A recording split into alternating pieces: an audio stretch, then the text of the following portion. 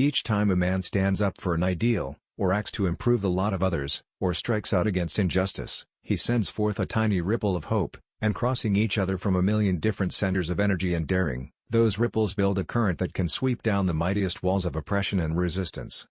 I can understand the Chinese Wall. It was built as a defense against marauders. But a wall such as that in Berlin, built to prevent people from seeking freedom, is almost beyond comprehension.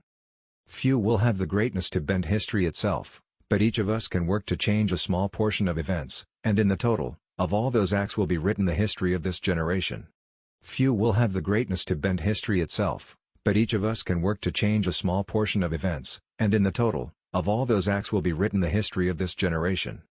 What we need in the United States is not division, what we need in the United States is not hatred, what we need in the United States is not violence or lawlessness, but love and wisdom, and compassion toward one another, and a feeling of justice toward those who still suffer within our country, whether they be white or they be black.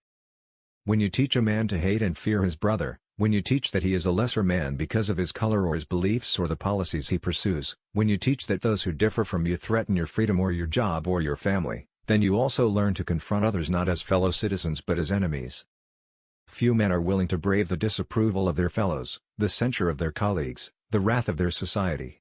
Moral courage is a rarer commodity than bravery in battle or great intelligence. Yet it is the one essential, vital quality for those who seek to change the world which yields most painfully to change.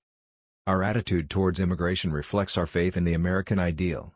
We have always believed it possible for men and women who start at the bottom to rise as far as the talent and energy allow. Neither race nor place of birth should affect their chances.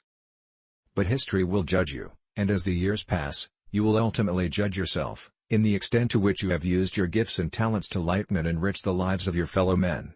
In your hands lies the future of your world and the fulfillment of the best qualities of your own spirit.